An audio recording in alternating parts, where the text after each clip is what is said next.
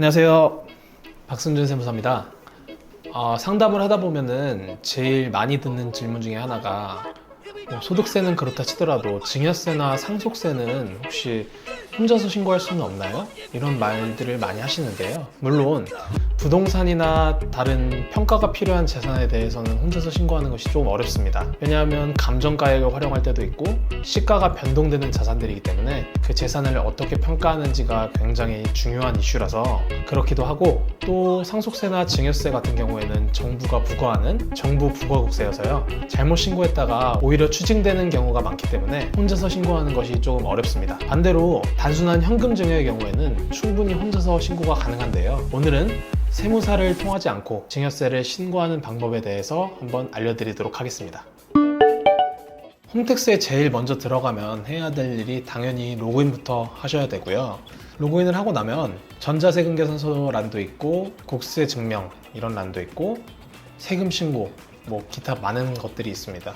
증여세 신고 같은 경우에는 세금 신고이다 보니까 밑에 내려가시면 증여세 신고 중에 일반 증여 신고라고 되어 있는 곳을 클릭하시면 되고요. 증여세 신고를 클릭하시면 신고서 작성란에 현금 증여 간편 신고, 정기 신고, 기한 후 신고, 수정 신고, 파일 변환 신고 이렇게 되어 있습니다. 오늘은 현금 증여에 대한 신고이기 때문에 현금 증여 간편 신고로 들어가 보겠습니다. 자, 현금 증여 간편 신고 칸에 들어오시면은 먼저 신고 대상이 있습니다. 신고 대상은 여기 써 있는 대로라면 10년 이내에 증여받은 사실이 없고 배우자 또는 직계 존비속 간에 현금을 증여받은 사람이라고 되어 있는데요. 특히 여기서 10년 이내에 증여받은 사실이 없고 라는 게 왜 중요하냐면, 증여세나 상속세는 10년 이내에 사전으로 증여받은 내역이 있으면 그 내역을 합산해서 신고해야 됩니다. 근데 여긴 현금 증여 간편 신고이기 때문에 10년 이내에 증여받은 사실이 없는 사람을 대상으로 하고 있습니다. 이 부분 기억해 주시면 좋을 것 같고요. 두 번째는 기본 정보를 입력하는 칸인데, 모든 신고를 할 때는 기본 정보가 들어가야 되잖아요. 증여의 경우에는 증여자가 있고 수증자가 있기 때문에 그 둘의 기본 정보가 들어가야 됩니다. 먼저 증여자는 괄호치고 현금을 주는 사람이라고 되어 있는데, 증여를 하는 사람을 증여자라고 하고 있습니다. 따라서 내가 내 아버지에게 증여를 받는다면 내 아버지가 증여자가 되는 거고 내가 수증자가 되는 거죠. 그래서 먼저 증여자부터 입력을 하자면, 증여일자는 증여를 받은 날짜를 말하는 거고요. 그 다음에 주민등록번호를 입력하는 칸이 있습니다. 주민등록번호는 지금 임의로 하는 거기 때문에 임의의 인적사항을 적도록 하겠습니다. 두 번째는 수증자 칸이 있는데요. 수증자는 현금을 받은 사람, 즉 증여를 받은 사람을 의미하고, 수증자의 경우에는 내가 신고를 하는 사람이기 때문에 지금 내 아이디로 로그인이 되어 있잖아요. 그래서 주민등록번호가 먼저 입력이 되어 있고, 여기서 확인을 눌러주시면 내가 지금 거주하고 있는 주소와 상세 주소가 나와 있습니다. 그리고 세 번째가 가장 중요한데, 증여자와의 관계 선택에 먼저 들어오시면 여기 배우자가 있고 직계 존속을 선택하는 칸이 있고 직계 비속을 선택하는 칸이 있습니다.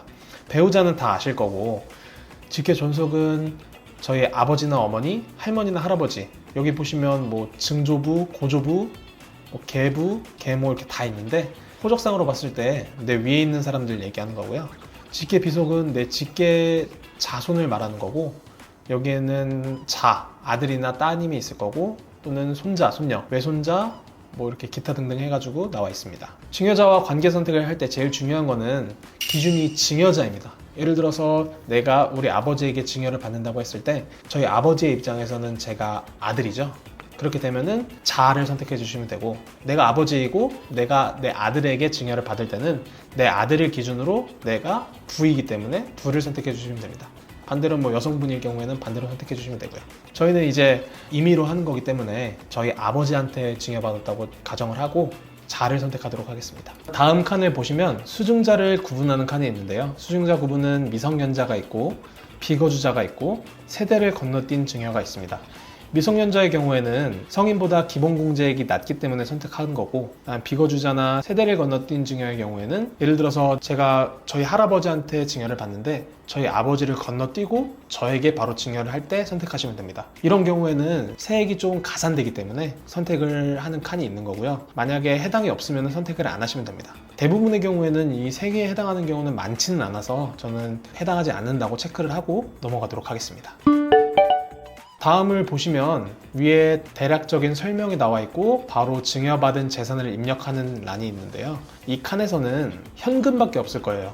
왜냐하면 현금 증여 간편 신고를 하고 있기 때문인데요. 만약에 일반적인 신고를 할 때는 뭐 부동산이 있을 수도 있고 주식이 있을 수도 있고 다양한 칸이 있을 수 있지만 지금은 현금 증여 간편 신고이기 때문에 현금만 있습니다. 저희는 기왕 하는 거 좀 기분 좋게 8억 원을 신고하도록 하겠습니다.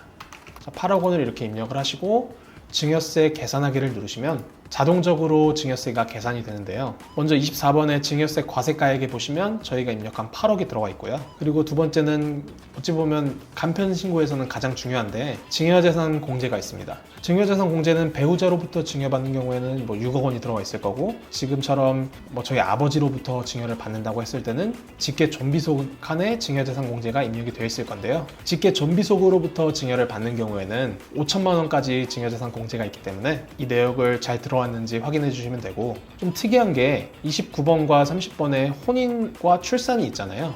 이거는 지난 영상에서도 설명해 드렸듯이 혼인이나 출산 전후로 2년 내에 증여가 있을 때 기본공제 5천만 원에 더해서 최대 1억 원까지 기본공제액을 늘려주는데요. 저희는 혼인을 했다고 가정하고 한번 입력해 보겠습니다. 이렇게 1억 원까지 입력을 해주시면 기본공제액이 1억 5천만 원까지 되는 거고요. 이렇게 되면 증여재산가액인 8억 원에서 기본공제액 1억 5천만 원을 제외하고 과세표준이 들어오게 됩니다. 과세표준은 뭐 다들 아시겠지만 세율을 적용하는 기준 금액을 얘기하는 거고요. 그렇게 되고 세율을 적용받게 되는데 증여세도 마찬가지로 누진세이기 때문에 지금은 30%라고 나와 있겠지만 누진세율이 적용된다고 생각해 주시면 됩니다. 이렇게 되면 35번에 산출세액이 나오게 되고요. 산출세액은 1억 3,500만 원인데 36번에 세대생략 가산액이라고 되어 있잖아요. 이거에 물음표를 클릭해 보시면 산출세액의 30%만큼 가산합니다. 그러니까 저희 할아버지로부터 증여받는다 가정했을 때 저희 아버지를 건너뛰었으니까 한 번 더 증여가 있었다고 보고 가산을 하는 거죠. 세대 생략을 해서 증여를 하는 경우는 잘 없습니다. 이렇게 가산이 되기 때문에. 그리고 37번에 보시면은 세대 생략 가산액까지 더한 산출세액 계가 나와 있고요. 저희는 지금 전자신고를 하고 있기 때문에 자진신고를 하는 경우에는 신고세액 공제가 있습니다. 신고세액 공제액은 총 3%고 이것도 증여재산이 크면 클수록 적은 금액이 아니기 때문에 꼭 잘 들어갔는지 확인을 해주시면 좋을 것 같고요. 이렇게 해서 모든 공제액이 다 들어가면 49번에 자진납부할세액이 나와 있습니다. 자진납부할세액은 지금 1억 3,095만 원이라고 되어 있고요. 지금 세액이 1,000만 원이 넘기 때문에 분납을 할 수 있는데요. 분납은 일단 납부를 한 다음에 2달 내에 나눠서 추가 세액을 납부할 수 있는 제도입니다.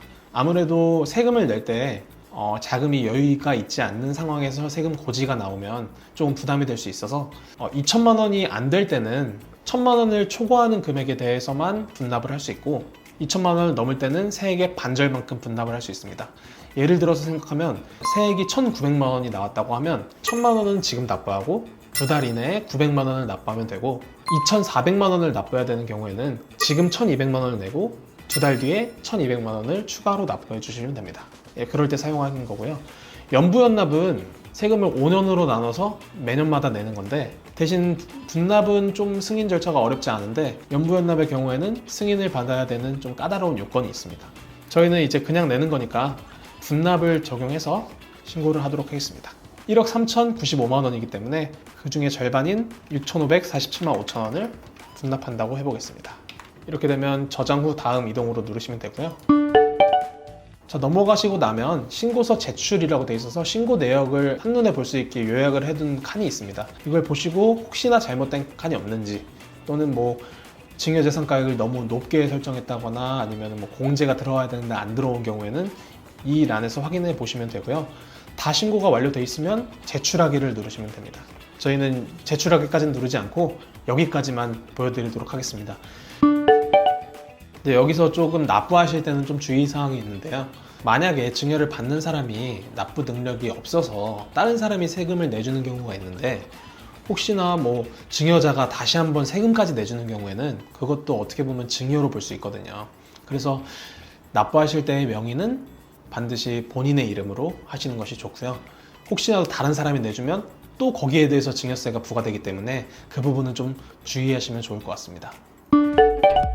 오늘은 증여세를 혼자서 신고할 수 있는 방법에 대해서 알아봤는데요. 현금 증여의 경우에는 10년 내에 증여받은 사실이 없다면 충분히 혼자서도 신고할 수 있으니까 만약에 신고하실 일이 있으시다면 이번 영상을 보고 조금 도움을 받아서 신고를 하시면 좋을 것 같습니다. 근데 이제 처음에도 말씀드렸다시피 부동산이나 평가가 필요한 재산에 대해서는 섣불리 신고했다가 추후에 국세청에서 내용 확인을 했을 때 잘못 신고했거나 증여재산가액을 적게 신고한 경우에는 추징이 나올 수도 있으니까 그 부분은 좀 주의하셔서 진행을 하시면 좋을 것 같고요. 추가적으로 오늘 말씀드린 현금 증여에 대해서 더 궁금하신 사항이나 방법이 궁금하시거나 이런 부분에 있어서는 이번 영상에 댓글로 남겨주시면 저희가 답변해 드리도록 하겠습니다. 그리고 이번 영상이 도움이 되셨다면 구독과 좋아요 한 번씩 부탁드립니다.